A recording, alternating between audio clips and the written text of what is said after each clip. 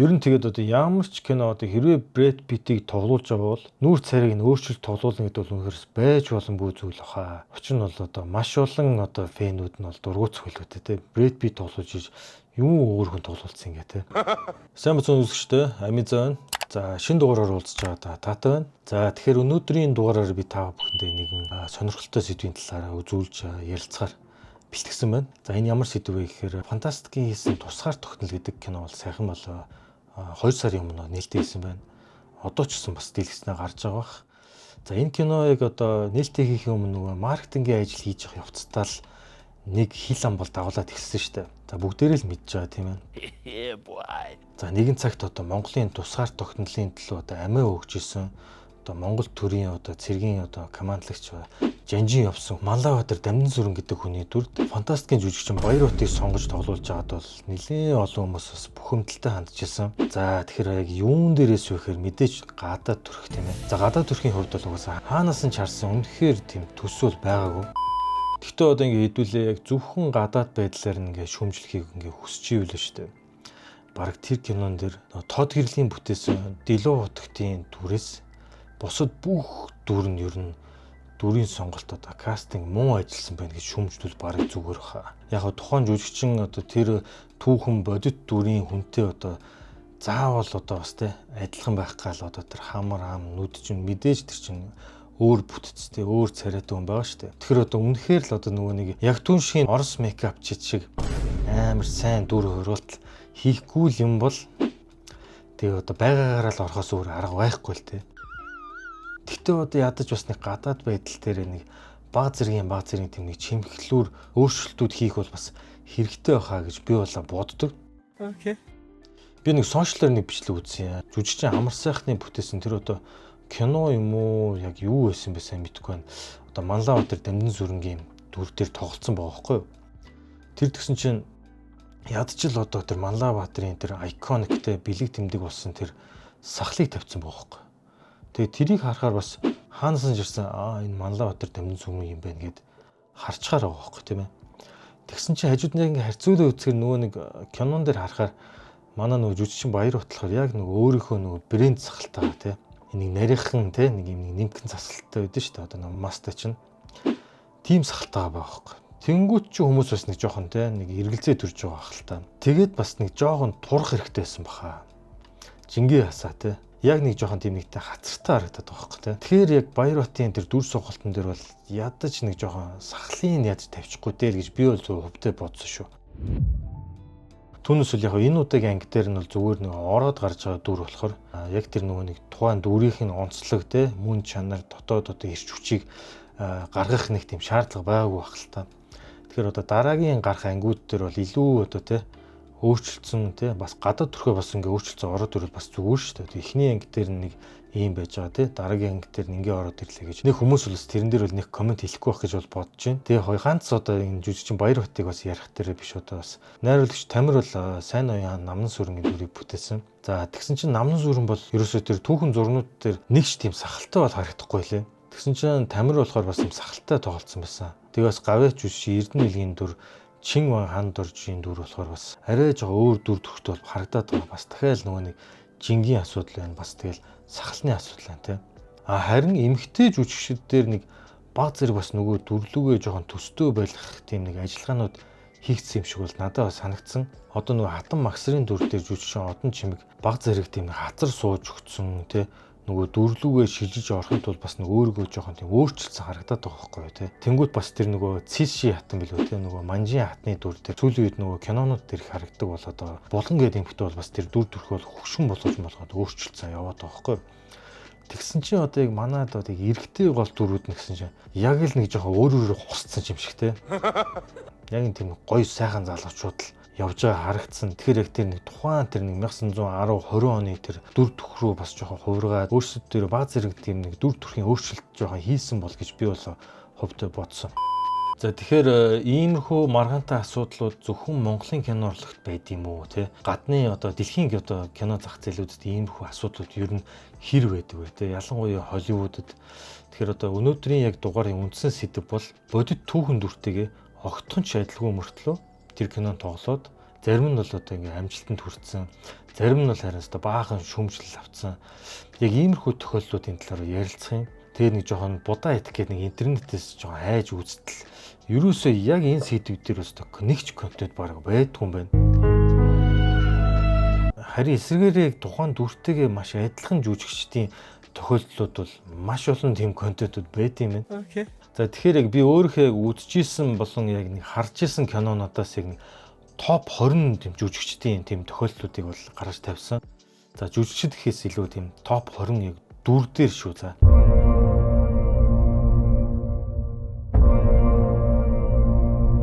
За тэгэхээр өнөөдөр хэдүүлээ Холливуудад яг юу болж ирснийг одоо хамтдаа харцгаая.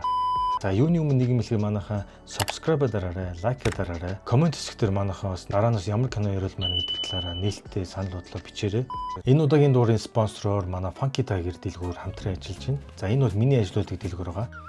Би өөрийнхөө хоёр тал дээрээ салбар дэлгүүрүүдийн бичлэгийг үзүүлж байна. За тэгэхээр манай дэлгүүрт бол тун зохирлог дажгүй үзэмжтэй уцаа зардаг. За мэдээж том боломжийн үнээр худалдаалдаг байгаа. Манай хаяг хурд оруулалтын хажууд Tara Center-ийн 2 давхарт. За мөн 13 дугаар орол Central Mall-ийн мөн 2 давхарт ажиллаж байгаа. За 20 дугаар байранд бол Heath Ledger-ийн бүтээсэн Ned Kelly гэж дүр байна. За тухайн үед бол Heath Ledger бол жинхэнэ суперуд болж эхэлж исэн үе байгаа. Нөгөө Patriot тоглолцсон, Knight's Tale тоглолцсон. Тэгээ нөгөө 10 Things I Hate About You гэдэг дээр бас тоглолцсон. Яг гол болцсон явжсэн.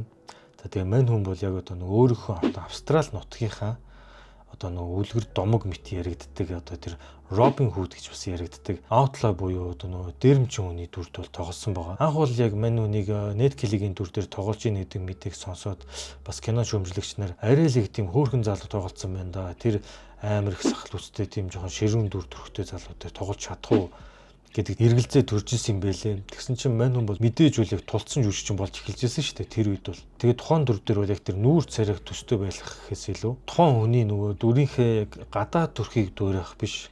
Нөгөө зан авир, харц, биеийн хилэмж тэр уур хилэнгийн дуурайж чадсан байгаа хэрэг. Тэгээ мань хүн бол яг тэр тухайн өөрийнхөө одоо улсынхаа тэр түүхэн хүний дүрийг бол дэлхийн нийтээр те энэ хүн бол бас хэдийгээр дээрэмчин outlaw байсан ч гэсэн бас сайн үйлс хийж исэн. Муу хүмүүсийг дээрэмдэж явсан ч гэсэн ядарсан зотруу хүмүүст бол бас тусалж явж исэн гэдэг үйл хэргийг нь бол бас дэлхийн нийтээр бол харуулж чадсан байгаа. Тэгэхээр яг манай нөгөө үндэснийхээ одоо бас тэр нэг баатар гэж яригддаг. Тэр үнэ тэгэл гоёор таниулсан л байгаа хэ. За 20-т бол Heath Ledger байна. За 19-т болохоор за Truman Capote гэж хүн байгаа. За энэ хүн яадаг хүн бэ гэхээр Breakfast at Tiffany гэх мэтийн тийм романтик драма киноны зохиолыг бичижсэн тийм кино зохиолч хүн байсан байгаа. За энэ хүний дүр дээр бол Philip Seymour Hoffman тоглосон байгаа. Capote гэж 2005 онд гарсан кино. За энэ киногоор тэгээ мань хүн бол Оскарын шагналыг хүртсэн. За мэдээж яг харах юм бол бас би царай жоохон өөр байгаа. За Philip Seymour Hoffman бол баг зэрэг миралаг байгаа зү ингээ харах юм бол тэгээ мань хүн бол гэхдээ яг юугаар амар төстэй болж чадсан бэ гэхээр нөгөө биеийн хөдөлгөөнүүд бас дээрэс нь дуу аваа хоолойг нь бол яг л дүүрсэн байгаа. Баг зэргийн жоохон эмхтэлэг тийм нарийнхан хоолойд нэг төөнтэй тэрийг бол яг хийсэн байгаа. Тэгээ тэрнээсээ ч бас нэг юм бол шилдэг эрэгтэй жүжигчний шагналыг бол авсан. Угаасаа яг мундаг жүжигчин.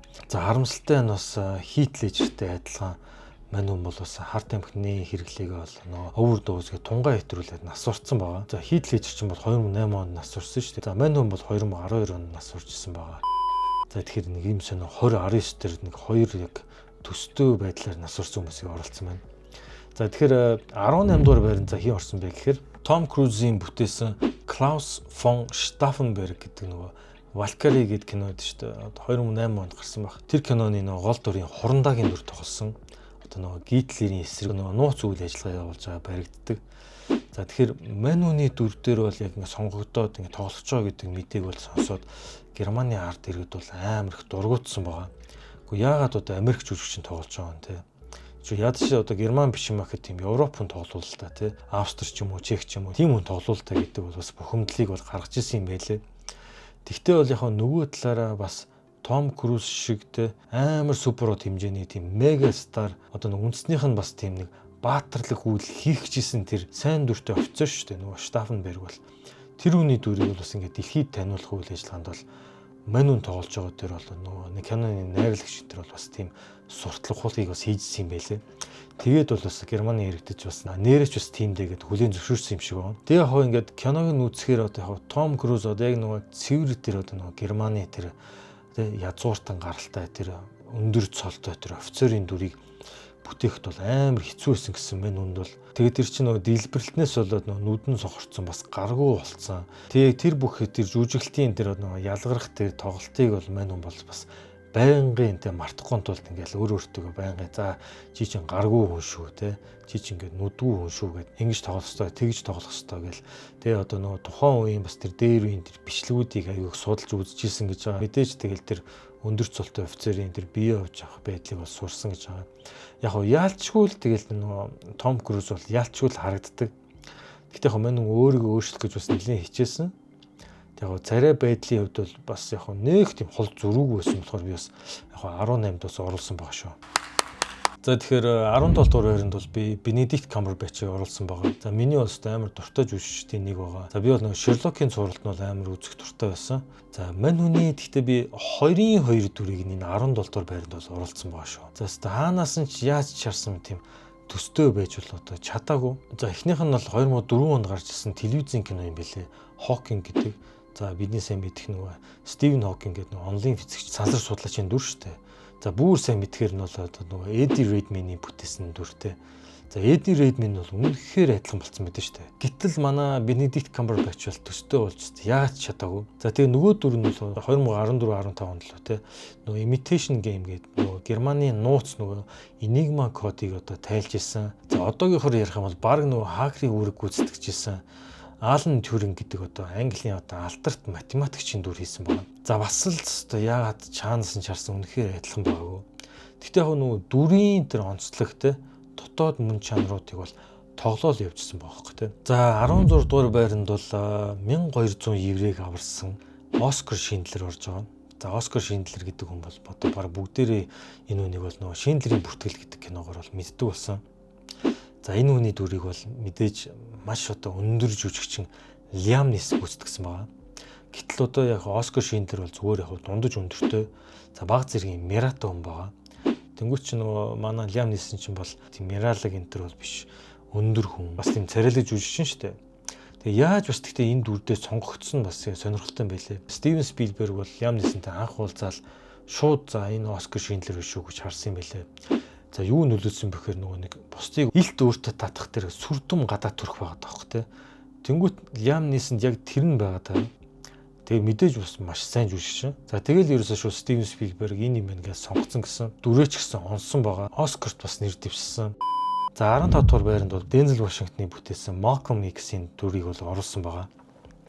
За яалтчгүй хамар бас ирүү жоохон өөр байгаа даа. Бараг нөгөө Cube Good-ийн жоохон төстэй царайтай шүү те. Гэхдээ яг тэр хүн чинь бол бас тэр энэ одоо өнгө төрстэй хүмүүсийн эрхийн төлөө тэмцэжсэн домог болж исэн хүн болохоор бас мэдээж супер жүжигчнэр тоглуулахыг зорьсон байх л та нөгөө найруулагч Spike Lee байсан шүү дээ.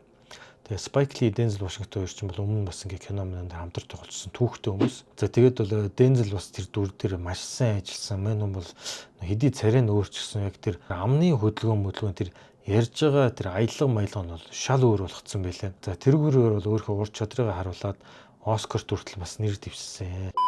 За 14 дугаар байранд бол би Beautiful Day in the Neighborhood гэдэг Ноён Рожерс гэдэг нөгөө Mr. Rogers гэдэг за одоо Америкт үнэхээр алдартай хүүхдийн нэвтрүүлгийн одоо хөтлөгч байсан хүний одоо biopic киногаа. За энэ кинонд бол Том Хэнкс тоглосон. За яалчгүй гадаа төрөх бол биш л байсан л да. Яалчгүй Том Хэнкс л яваад байгаа. Гэхдээ одоо нөгөө яг биеийн хөдөлгөөнүүд те тэгээ одоо дуулж байгаа байдал ярьж байгаа байдлуудыг бол яг л дөөрэж чадсан. Гэхдээ нөгөө хоолойны өнгө нь бол Том Хэнкс байгаад байсан. Нөх өөрчлөлтийг бол харуулж чадаагүй. Гэхдээ яг байгаа байдлууд нь бол төстэй болж яалч болж чадсан. За энэ кино гэхдээ айгүй гоё кино шүү. Хэрэг үзег бол бас заавал үзээрэй. Mr. Rogers-тэй бол нэгэн сэтгүүлч ингээ ярьцлага авах гээд ирээд тэгээд дэрэгдэн ингээ хэд он ингээ ажлын нэгэ хардаг байхгүй ажиллаад. Тэгээс үнэхээр одоо ямар гээчийн одоо хүний дээд хэмжээний маш сайн хүн бэ гэдгийг бүр гайхаад өнгөрдөг. Тэгээ айгүй гоё кино баг шүү. Үзээгүй хүн бол энэ киног бас үзээрэй те. Окей. За 13 дуурайнд бол би Брэд Питтийн хоёр дүрийг бол оруулсан байгаа. За эхний дүр нь болохоор нөгөө Америкийн алдарт Outlaw Jesse James-ийн дүрийг оруулсан байна. За энэний кино бол бас зураг авалт маавал тэр зохиол тэр жүжигчдийн тоглолт бол бас үнэхээр гоё кино. Энэ кинон дээр яг бидний яг сайн мэддэг Брэд Питт бол ерөөсө харагддгүй. Troy, Fight Club, Legends of the Fall гэдэг тэр кинонууд дээр харагддаг нөгөө нэг гоё Брэд Питт ерөөсө харагддгүй байхгүй юу. Тэгээ яасан бэ гэхээр мань хүн ерөөсөө л дүр дээр ажилласан. Амар их дүрийн судлаа хийсэн байгаа. Тэр биччихсэн ил цагтуудыг уншсан гэсэн. За нөгөө дүр нь болохоор Moneyball гэдээ бас их гоё кино байдаг, бейсболтой. За энэ киноны Billy Bean гэдэг нөгөө бейсболын багийн General Manager-ийн дүрийг хийсэн байгаа. За мэдээж царай төрхийн хувьд бол Брэд Питтийн хувьд бол ер нь хэр баргийн хүнтэй тий төстөө царайтай байна гэдэг бол бас хэцүү шүү дээ ер нь. Гэхдээ яг мань хүн бас нөгөө тухайн дүр дээр бас ажиллаж нөгөө хүнтэй бол айгүй олон цагийг хамт өнгөрүүлсэн гэж байгаа. Тэгэл мэрэгжлийн тэр бейсболын багийн тэр оффист юу болтыг хажууд нь их олон өдөр хамт дагалдаж ингэж ажилласан гэж байгаа. Тэг яг өөр дээр бас маш их ажилласан. Тухайн дүрээрээ бас Оскар нэр дэвшсэн баг шүү нэрэ. Ер нь тэгээд одоо ямар ч кино одоо хэрвээ Брэд Питтийг тоглуулж байгаа бол нүүр царайг нь өөрчлөлт тоглуулна гэдэг бол үнэхээр байж боломгүй зүйл баха. Учир нь бол одоо маш олон одоо фэнүүд нь бол дургуутс хөлгөтэй те. Брэд Питт тоглуулж иж юм өөр хүн тоглуулсан ингээ те. Нэг хошигнол яваадсан шүү дээ нэтэр. Brian Cox гэдэг нөгөө Troy дээр тоглодог нөгөө эсэг дөрвийн жүжигч нь зураг авалтын үеэр ингээл Брэд Питт анх удаа ингээл таарж байгаа юм байна л да. Тэгээ харчаад бурхан маань энэ ч одоо ямар амар хөөрхөн залуу вэ бүр ингээ уулаг алдсан гэж байна. Тэгээ мань би бол жиг эсрэг хүснээс хорхдог хүн шүү. Тэгсэн байж бүртэл надад ингэ санагдсан. Тэгээ Брэд Питт тэр үед ингээ жоохон сандраал те. Нөгөө Питер Өвтүүл гээл нөгөө нэг тэр Троийн хаан маны дүрийг харчаал те. Брэд Питт жоохон твдэдсэн чинь чи юу сандрахын байхгүй штэ те. Чинээх баг олон юм яриач чиргүүч. Чи зүгээр ингээл гоё өөрөөр ингээл зүгээр зогсчих л те. Тэгэл энэ киноос амар гоё кино болчих штэ гэл. Хөрхөн хошин мошно ярьжсэн тэр бичлэг нэтер бол яваад байдаг. За би 12 дугаар байранд бол романтик кинонд бол аим гоё зөгцдөг. Gentleman бас дүрээрээ аягүй алдартай. Colin Firth гэдэг жүжигчний бүтээсэн нөө King's Speech гэдэг киноны нөө 6 дугаар George Clooney дүрийг бол оруулсан байгаа. Яалчгүй гадаа төрхөөр бол бас тис ондоо. Тэгтээ мань бол дүр дээр супер ажилласан. За яаж ажилласан бэ гэхээр нөө 6 дугаар George Clooney ч болохоор нөгөө хаан болох ёсгүй байжгаад одоо нөгөө өмнөх нөгөө Эдвард гэдэг хаан болоод нэг баг жилч хүрээгүй хугацаанд хаан болоод тэгээ нөгөө Америк эмэгтэй дурлаад нөгөө энгийн эмэгтэй ямар ч нөгөө нэг язгууртан хааны удан байхгүй. Тэгээ мань хүн чинь шууд хааны нөгөө хэрэгэм цол зэрэг хааны синтигээс шууд би татгалцлаа. Тэгээ би өөрийнхөө зүгээр тустай амьдралаар амьдрна. Амар романтик байдлаар тэр Америк эмэгтэйтэй гэр бүл болох гээд явцсан байхгүй Америк руу. Тэгээ нөгөө 6 дугаар Жорж гэдэг хүн ч одоо тэр хүнийхэн дүүн. Тэгээ яалчгүй хаан болохоор болсон. Мань хүн гэсэн чинь ганц л асуудал байсан. Хил яриа нь бол жоохон тийм гацаа ээр үдэ. Одоо нөгөө юм ярихтаа эхний үгээ хэлэх гэж жоохон ээрж гацдаг хүн баггүй юу. Тэгээ тэр чинь тэр үе чинь болохоор яг нөгөө дэлхийн 2 дугаар дан эхэлж исэн үе байгаа. Тэгээ нөгөө тийм хүн чинь радиогоор ингээл тогтмол ингээл олон нийтэд нөгөө ард иргэдтэй ингээл дуу хоолойгоо хүргэж тий янз бүрийн тийм уриал ооцсон уншиж ингээ байх ёстой байдаг. Тэгээ нөгөө хил яриаг зөвшөөрүүлдэг нэг багштай уулзаал өдөр болон бэлтгэлээгээл явдаг. Айгүй гоё кино байдаг шүү дээ. Яг тэр хүний тэр онцлогийг нь мань хүн яг хийцэн байхгүй. Яг нөгөө нэг ээрч муурдаг төгдөрдөг хэсгүүдийг бол үнэхээр гоё жүжиглсэн. Тэгээ тэрүүгээрээ ч гэсэн мань хүн Оскарын шилдэг эрэгтэй дүргээс хүртсэн байгаа. Энд нь бас кино шүүмжлэгч нар бол өстой яг жинхэнэ үнэхээр хүртэх ёстой хүн хүртлээ гэдэг үнэлгээ дүнлэлтийг бол өгсөн байдаг. За 11 дөрөвөнд би The Social Network киноны одоо нөгөө Facebook-ийг үндэслэгч Марк Зукербергийн кинонд тоглосон Джесси Айзенбергийг оруулсан байгаа. За яалчгүй царай бол үнэхээр тис ондоо. Яг нь арьсны өнгө жоохон төстөөж магадгүй хоёлоо нэлээд цайвар шаргалтай. Тэгээ нөгөө нүд, эрүү, шанаа гэл тис ондоо. Тэгээ яг тэрийг одоо байя гэд мань хүн бас ингээд ядаж нөгөө яриагийн дүүрээс юм байл үтэйгээ үзсэн чинь зүгээр яг өөрөөр хосцсон байдаг маань маш хурдтай ярдэн штэ тэр ярианы тэр темп нь. Гэтэл нөгөө Марк Зукерберг ч юм болохоор айгүй тийм нэг тайван те ямар нэгэн тийм эмошнгүү тийм флат ярдэн штэ ерөөсөө те сэтгэл хөдлөлгүй юм шиг. Тэр чи эсрэгээр тэрийг хүртэл өөрчилсөн байдаг байхгүй ямар сонио. Мань зүгээр л өөрөөрөө л гусцсан те. Зүгээр яг киноны гол санаа бол заавал тэр Марк Зукербергтэй адилхан харагдах, адилхан сонсогдох албагүй. Олон тэр мэтгэлцэж байгаа бас тэр шүүх хурлын явц мөвц гээл те. Тэр л яг киноны үндсэн зорилго байсан болохоор тэр жүжигч нь яг Джесси Айзенберг болохоор өөрийнх нь тэр жүжиглэх тэр арга барил нь болохоор яг тэрэн дээр зохицоод байгаа байхгүй. Тэгээ нөгөө Дэвид Финчер гэдэг нөгөө алдарт найруулагч чинь за Джесси Айзенбергийг зохицох юм байна гэдэг. Тухайн ч гэсэн угаасаа мань хүн яг гоё од болж ирсэн шүү дээ. Гэхдээ нөгөө кинонд нь бол Марк Зукерберг бол жоохон дурамжхан байт юм билээ. Яа тэгэхээр бас яг тийм бодит биш зүйлүүдийг бол нэлээд олон харуулсан. Тэрэнд нь бол жоохон шүүмжлэлтэй хандд юм билээ. За 10 дугаар байранд бол би Леонардо Ди Каприог оруулсан байгаа. За ямар кино вэ гэхээр The Aviator гэдэг нөгөө 2004 онд Мартин Скорсегийн найруулсан кино гарч ирсэн шүү дээ. Тэр кинонд бол мань нөгөө Howard Hughes гэдэг кино продюсер, за тэгээд онгоцны нисгэгч, онгоцны инженер, онгоц зохион бүтээгч гэдэг бүр асар баян хүний дүр тоглосон. Тэг яг нэг ялгарл нь бол яг мэдээж тэр хоёр бол ингээд царайны хувьд л жоохон өөр байгаа байхгүй тий. Би энэ ч гэсэн бас тэр Howard Hughes бол бас асар өндөр хүн байсан юм байлээ. Гэхдээ яг ингээд гаднах байдмал өөрчлөсөн яг энэ дээр яг Лео бол яг энэ дээр өөрийнхөө уур чадрыг харуулдаг л та. Юун дээр харуулдаг гэхээр нөгөө Howard Hughes ч юм болохоор нөгөө өвсөдтэй шүү дээ. Нөгөө хит амар цэвэрч явах гал тий. Тэгэл хүнтэй гар өрцөн болстой гараа бүр байн угаах гал ингээл амар тийм ностой бас тийм сэтгэл зүйн эмгэгтэй хүн байсан байхгүй юу. Тэгээ Лео бол тэрийг яг харуулдаг. Тэгээ тийм өвсөдтэй хүн бие яаж авч явж гин те. Бас яг тийм үнэхээр амар баян айлаас гаралтай тийм хүн бие бас яаж авч явдаг гэл. Тэг яг мэдээж тэр нөгөө нэг мань хүн чинь бас шүүх хурал муралд орж исэн бохгүй нөгөө Howard Hughes чинь яасан бэхээр нөгөө дэлхийн 2 дугаар дайны үеэр Америкийн засгийн газар хүртэл Howard Hughes-д бол асар их мөнгө өгөөд за чи ингээд ийм онгоцнууд хийх хэрэгтэй байна гэд мань хүн гэсэн чинь нөгөө ажлыг удаагаад тэр оронд нөгөө дайн дууссан. Тэгсэн чинь мөнгөний ингээ үрдсэн. Тэгээ тэрнээс бол бөөн шүүх хурал болдог. Тэр нь бол ингээ дүрс бичлэг нь бол ингээ байд юм байлээ. Тэгээ манай нөгөө Леоч яг тэр шүүх хурлын үеийн тэр дүрс бичлэгт яг адилхан жүжиглээд байгаа байхгүй та. Тэр хүний бас нэг эмгэлтэй юм хэлэхэд бол мань хүн яг хэдийгээр амар баян гэр бүлээс гаралтай. Тэгэл өөрөө бас амар их өв хөрөнгийг хүлээж авсан ч гэсэн өөрөө бас маш их зүйлийг хийсэн. Холливуудд бас олон гоё кинонуудыг бүтээсэн юм байлээ. Scarface, Hells Angels гэдэг 20-од он 30-од оны бас мафта кинонууд бол хийжсэн юм байлээ мань хөө. Тэг яг хожим одоо бүр 50-од он болохоор нөгөө The Conqueror гэдэг одоо манай Чингис хааны киног бол хийжсэн. За энэ тухай би бас удахгүй ярина. Тэрүүгээрээ би бас дэлгэрүүлээ ярий. Мань хүн энэ киноноос болоод нэлээд бүр нөгөө OCD-ийн бүр жигхэн амар төвшөнд хүрсэн байгаа. За тэгээ ийм солиорлын төвшөнд хүрсэн хүний дүрийг бол Лео бүтээсэн. Тэгээ Лео энэ дүрийг бол бас маш чадварлаг бүтээсэн. Оскарт бас нэр дэвшсэн. Тэгээ мэдээж Оскар бол аваагүй. За жагсаалтынхаа 9 дугаар байранд би өстө гаднах төрхөөрөө бас яагаад ч төстэй байх боломжгүй тийм хүнийг бол оруулсан байгаа. За хин бэ гэхээр Johnny Depp байна.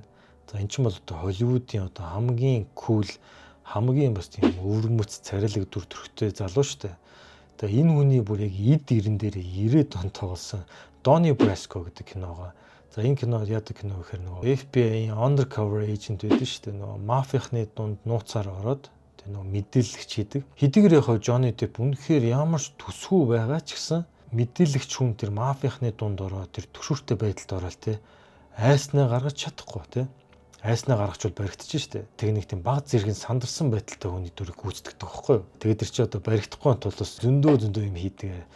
Тэгээ энэ кино бас их гоё кино. Johnny Depp-ийн бол бас хамгийн бас шилдэг тоглолтуудын нэг гэж бас кино шүүмжлэгч нар бол үздэг байгаа. Мань үнтэй одоо заавал одоо тэ жингээ нэмэл бас ингээ юм том тухтай болж болохгүй ингээл өөрийгөө бас өөрчлөх гэдэг нэг зориг зөвхөн тоглолтоор бол өөрийгөө өөрчилсөн.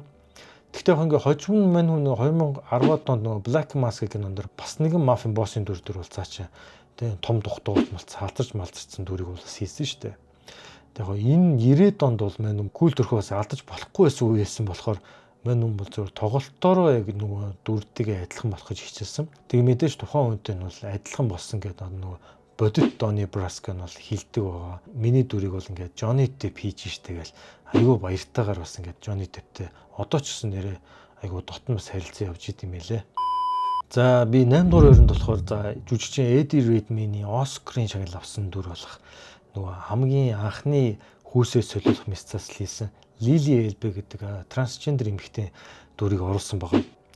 За энэ эмэгтэй болохоор яг ингээд одоо бодит дүр төрхийг харахаар яг нэг эмгтээлэг те зөөлөн дүр төрхтэй эмгтэй байдаг байхгүй юу. Тэгсэн чинь Eddie Redmayne болохоор яг нэг тийм зөөлөн дүр төрхийг харуулж одоо чадахгүй байгаа. Гэхдээ нөгөө эмгтэй хүний тэр нэг эмзэг байдал те эмгтээлэг мэдрэмжийн ингээл аажмаар цаа чи эрэгтэй хүн байж байгаа эмгтэй бол өөрчлөгдөд идэв штэ. Ичингүүрж байгаа юм шиг тэр мэдрэмжийн тэр тоглолтуудын амар гоё хийдэг л те. Энд дээр ахын бүү нэг олон юм яриад байгаа. Угаасаа яг харагдах байдлаасаа ингээд өөр байгаа байхгүй те. Гэхдээ ингээд яг эмгтээлэг болж байгаа тийм эрэгтэй хүн гэдгийг бол үнэхээр бас сайн харуулж чадсан байгаа.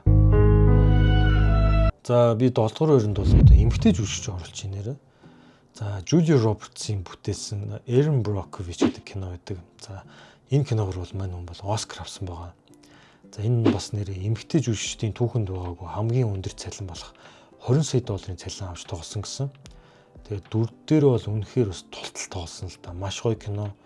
Маш сайн ч тоглосон. Тэгээ нөгөө Erin Brockovich гэдэг одоо тэр өрхт толгуулсан эмгтэй, олон хүүхэдтэй эмгтээний дүрийг бол маш сайн тоглосон. Тэр чи одоо хизээч бууж өгдөггүй те тэмцэгч чанартай шартай эмгтэй гэдэг нь шүү дээ. Тэгээ яг тэр дүрийг бол үнэхээр их сайн харуулсан л да. Гадаад төрхийн хувьд бол үнэхээр яагаад ч бас төстэй бол биш байгаад байгаа. За 6 дугаар өрөнд би бол Michael Fassbender-ыг оруулсан байгаа. За ямар кино вэ гэхээр Steve Jobs-ын кино байгаа.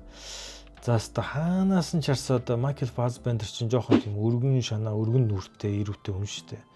Тэгээ Steve Jobs ч юм болохоор тийм нарийн шанаатай, тэ урт хамартай, жоохон тийм хипстер төрхтэй, тэ тэр 70-80-аад оны залуу байсан үе нь бол тийм туранхай хүн тэгээ Fassbender бол гадаад төрх бол үнэхээр тийм адилхан бол байдгүй. Кино гарсны дараа бол Fassbender doesn't look anything like Steve Jobs гэсэн бүр тийм одоо баг тийм өрөөл лоозон яваад бөөн тийм сошиал сэлтүүд бол битүү болсон юм байлээ. Гэхдээ хүмүүсээс ингэ тоглолт нь хэдийгээр яг адилхан харагдаагүй ч гэсэн нөгөө Steve Jobs ч одоо амар тийм ааштай тий амар тийм бас хурц харизмтай нөгөө доод албан тушаалуудтай ажлын гүйцэтгэхийн тулд маш өндөр дарамт шалтгаалтыг өгдөг байсан хүн гэдэг нь шүү дээ. Яг тэр авируудыг нь бол яг тоглолтоороо гаргаж чадсан л та. Тим дээрээ жоохон мань хүн Оскар нэр дэвссэн баг. Угаасаа ч яг чадварлаг сайн жүжигчин.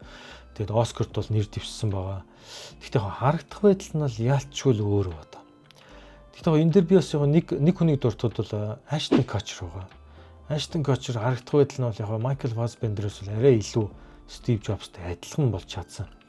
Гэхдээ яг нөгөө жүжигчний ур чадварын ялгарлаасаа болоод яг бас тэр кинон ч гэсэн тэр Jobs гэдэг кинон ч гэсэн яг тийм сайн кино болж чадаагүй. За 5 дугаар нь болохоор би Forest Whitaker гэж жүжигчний бас Оскар авч ирсэн дүр болох Угандагийн цэргийн дарангуулагч Idi Amin гэдэг диктаторны дүрийг бол бүтээсэн байгаа. Дүр дээр бол бас л маш сайн ажилласан. За яг юун дээр шууд иж ийн гэхээр нөгөө Африк аялахаар яг яриад байгаа юм л та нэгдүгээрт. Тэр ч одоо Америк жүжигчин шүү дээ. Америк аялахаар ярихгүй мэдээж. За яг тийм дээрээ ч тэгэл яг Оскар авч ийн гэдэг чинь дүрийн судалгаа маш сайн хийсэн байж тараа. Тэгээ одоо тэр диктатор хүний одоо мэдээж дүрс бичлэгүүд байдаг бүгдийг маш сайн судалсан байж тараа. Яг харагдах байдал бол яагаад ч яг өөр царайтай байна. Яг одоо бүдүүлгээр эхлэхэд бол одоо тий одоо бараг л ингээл тийм хар ярьстай тий өнгөт ярьстай хүн төр бол тэгэл нэг өнгөт ярьстай хүн тоглуулаад болоо штэ гэл тий. Монголчуудаас яриад байдаг штэ. Тэгээ шар хүн дээр тэгээ шар хүнийг тоглуулаад тэгэл бараг адилхан штэ гэдэг нэг тийм нэг бүдүүлгээр яриагаар бараг ярих юм бол одоо төстөө гэх юм ааш тий. Мэдээж царайны тэр бүтэц мөцөц бол өөр байгаа байхгүй. Тэр хүн чинь бас ингээд айгүй зарим үедээ бас тийм хөвгчлөлтөө байдаг байсан гэж байгаа. Гэснээр гинт ингээл зан авир нь хувраал амар тийм хэрцгий үйлдэлүүд хийгээл те. Тэгэд энэ тоглолтыг бол маш сайн хийж чадсан. Тэгээ тэргүүрээс ч бас Оскар авч чадсан. Ер нь хаашаа ингээд бодоод чинь Biopic кинонд ер нь гайгүй тоглолчвол баг ингээд Оскар аваад дим хаашаа те. За 4-р өрөөнд бол би за нэг энэ талаар бол олон юм яриад яг энэ зургийг хараад угаасаа ойлгомжтой байх бүр шал ондоо царайд өрхтөө хүмүүс байгаа. За яг мэдээж Christian Bale бол одоо нэг алдарт жин хайдгаар бол жин хайсан байна. Тэгээ угаасаа сайн жүжигчин тэр нөгөө одоо донтогч байсан хүн юм байлээ шүү дээ. Нөгөө боксч нь одоо нэг ах нь бэлтгэлийн хийдэг нь. За тэр нь тэгээд яг донтогч байсан болохоор тэгэл юм туранхай тэгэл тэр гадаад төрхийг бол ингээл хэдийгээр одоо мейкапгүйгээр ч гэсэн те яг турж мураал ингээл төстөө байх гал те үйл хөдөлгөөн тэгээ тэр боксийн цогцолт моглт хийж байгаа үйл хөдөлгөөнүүдийг одоо бас Марк Wahlberg-ийг ч гэсэн дуртал зүгээр ах хоёулаа л яг бас гоё ажиллаж чадсан. Марк Wahlberg ингээл нийтлэг кинон дэр харагддаг нөгөө нэг кул залуу бол бас байдгүй шүү дээ. Жохон даруухан залуу хийдэж шүү дээ. Энэ дэр ингээл дуулууртай те спортын үний тийм хүмүүжлэр өссөн тийм хүний дүрг бас гайгүй хийдэж шүү дээ цаачаа. Тэгээ нэр энэ киногоор бас Christian Bale бас Оскар хүртсэн юм биш үү? Яалчгүй нэрээ бас Biopic кинонд сайн тоглол буюу Оскар хүртсэн юм биш үү? За 3 болохоор би Chaplin-ы дүрийг бүтээсэн Роберт Дауни Jr-ыг оруулсан. За яалтчгүй одоо тэр царай төрхтэй одоо нүүрний одоо бүтц шал өөр л байгаа юм л та. Яг нэг сахлын тавиад алхаагийн дуурайхаар шууд Chaplin-тай адилхан харагдаж бас байхгүй шүү дээ. Тэгэхээр миний хувьд шүү. Гэтэ кино шүүмжлэгч нар бол ер нь нэг эхний 30 минут эвгүй байжгаад 30 минутаас хойш бол Роберт Дауни бол харагдах байгаад барыг Chaplin харагдсан гэж тэгж тэмдэглэсэн байт юм байлээ. Мань хүн бол гэхдээ энэ дүр дээр амар сайн ажилласан гэсэн. Нөгөө солгоогоороор бас энэ Violin буюу хийл мэл тоглож сурсан ч гэнэ. Одоогийн шиг одоо тэр 2008 он тоглосон Iron Man-ийн үеийн тэр алдартай Роберт Дауни биш шүү дээ.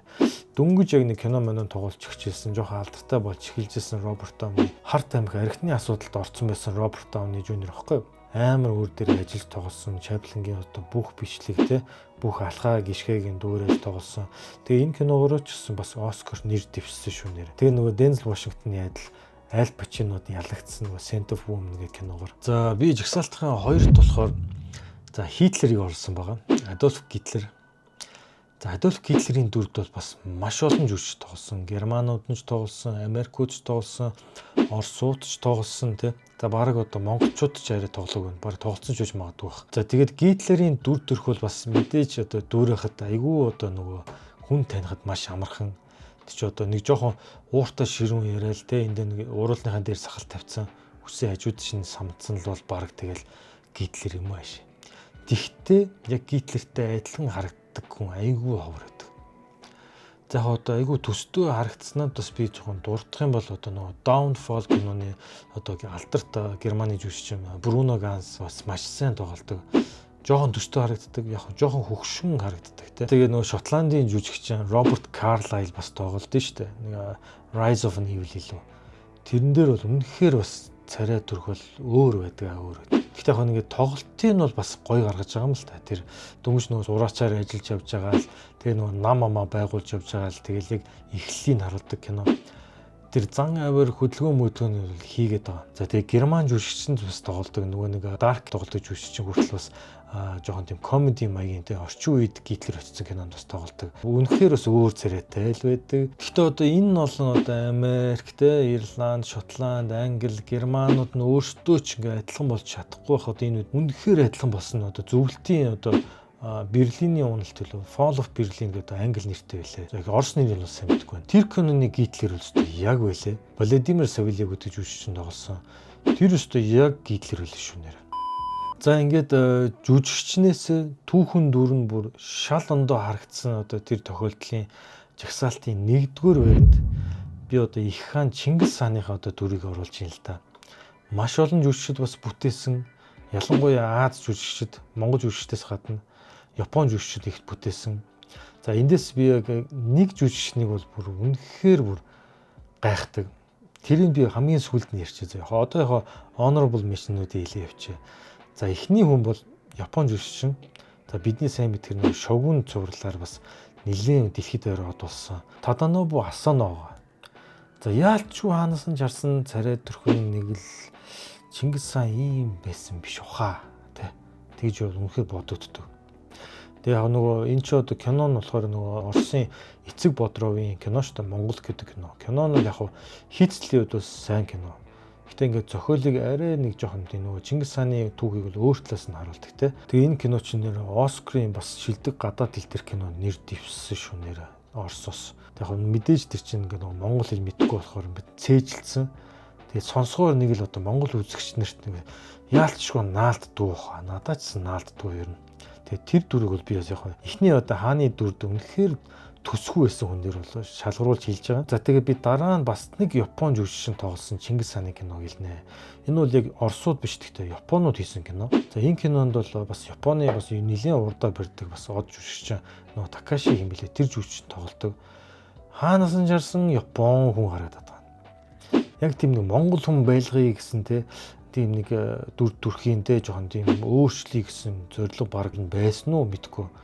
Ерөөсөө л Япон хүн гэж дийлмэл өмсцөн яваа гэж яваад байгаа хэрэг. No God please no. За энэ тохиолдол бас мэдээж орж байгаа. За өөр нэгэн тохиолдол болохоор за одоо монгол жүжигчдээс хэлэхэд бол за BBC-гийн хийсэн одоо Чингис хаан гэдэг баримтат кино байдаг. За тэр үед бас бүүн болж исэн. Маш гоё баримтат кино. Би бол үзэх маш дуртай байсан. За тэнд бол оргил маханыг л тоглуулсан байгаа. Мэдээж одоо нөгөө царай төрн Европ тал руу болохоор надаа нэг л наалтдаг юм бол. Тэгэхдээ Чингис хааны ирэмгий, дайчин бас ингээд тийм догшин байдлуудыг бол маш гоё гаргасан л та. Тэр чинь мэрэгжлийн жүжигчин баг биш гэсэн бохоо Оргил Махан бол. Тэгэд маш сайн ажилласан. Яг царай нь одоо жоохон европтуул хүн болохоос биш. Баг нөгөө Цонжин болдгийн Чингисийн өшөг баг Оргил Маханы царайг харж байгаа хийсэн ч юм уу гэмээр шүү нэрээ. За нэг ийм тохиолдол байна. За харин нөгөө хоёр монгол жүжигчд болохоор би бол одоо Өхүүжүүл болны Төмөрбаатар гойг бол нэрлэнэ. Ардын жүжигчин Төмөрбаатар. За ингээд нас тогтсон үед бол Төмөрбаатар гойг бол Чингис хаант бол жоохон төстэй болж харагдчихсан.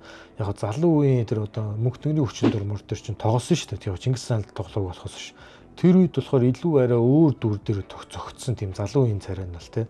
За харин тэр мөнхтөний хүчин дур тоглосон одоо ардын жүжигчин инхтайван тэр хүний Чингис хаан бол бас арай нэг тийм Чингис хаантай төхөж очоор санагддаг байгаа. За тэгээ мэдээж одоо мэдгүй хятадын одоо хичнээн кинонд зурлуудад одоо Чингис хаан бас одоо Өгөөдөө хаан Исүүхэ Баатар матраар ингээд тоглолцсон. Амар олон кинонд төрж тоглосон. Тэгэд энэ хүн бол яг нөгөө царай нь бас л ингээд яг Чингис хаан нуу гэхээр бас жоо хэцүү. Тэнгүүт нөө хятадууд ч юм болохоор за энэ чинь өөр монгол хүн энэ нэг ингээд нэг тоглоулъя гэдэг. Өөрийнх нь тоглолтон ч гэсэн яг гоё бөөр сууртай тий гоё жүжигчдэг болоод тэр энэ нь олон Чингис хааны кинонд бас тоглож байгаа. Тэгээ яг монголчуудын бас нэлийн зүрхэнд нэг хамгийн ойр өвдөг Чингис хаан баг багш шүү баасан жоо байвал тий. Тэг би яг юун дээрээс би одоо ингээл тэгээ Чингис хааны ямар ингээл царай зураг мургийн үнэхээр хартсан юм шиг ингээл энэ нэг л төсхүү байна. Энэ нэг л бас үгтэй энэ жоохон төстэй мүү гэд яриад байгаа вэ гэхээр одоо эн чинь нэг алдарт нэг Чингис хааны зураг байдэн шүү дээ. Тэр зургийг чинь бол одоо ингээ яг мэдээж Чингис хаан бол одоо амьд сэрэн үедээ нэг тийм өөрийнхөө тий алдар нэр царайг ингээл амар олон түмэнд гаргаад од болох гээд байгаа тийм хэрэг зурлаг байдгүй манай их хаанд бол тий манай их хаан бол нэлээд даруухан байж байгаад одоо таал төгссөн хүн шүү дээ. Гэтэл бол яг хааны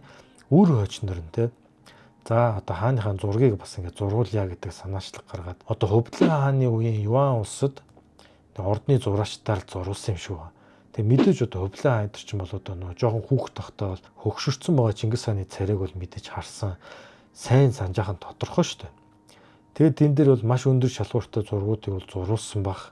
Тэгээ мэдээж тэр чинь ордны зураач нар гэдэг чинь маш хатуу шалгуур дээр бол тэр зургийг бол зурсан байж таараа. Тэгэхээр би тэр зургийг бол ер нь яг их хааны дүр төрхөөс нэг хол зүрхгүй баха. Тэр би бол боддог. Тэр бол нэг зүрхгүй бах. Ер нь 80 90% та тийм хүн байсан баг гэж хувьдаа яг боддیں۔ За тэгээд энэ олон жүжигчд бүтээсний хажуугаар нэг хүн бүр үнэхээр гайхалтай наргагүй шал өөр хүн тоглуулсан байдаг. За би энэ хүний дүрийг яг номер 1-т оруулсан баг шүү энэ зэгцэлтийнхаа. Алдарт вестерн киноны одоо бүр өвөг эцэг те бүр хамгийн олон баг вестерн кино тоглосон ч хүн байж магадгүй. Ер нь баг өөр жанрт тоглосон юм уу гэмээр хүн болох Джон Уэйнийг оруулсан байгаа. За энэ хүн бол Америкийн бүр домогт супер жүжигчин.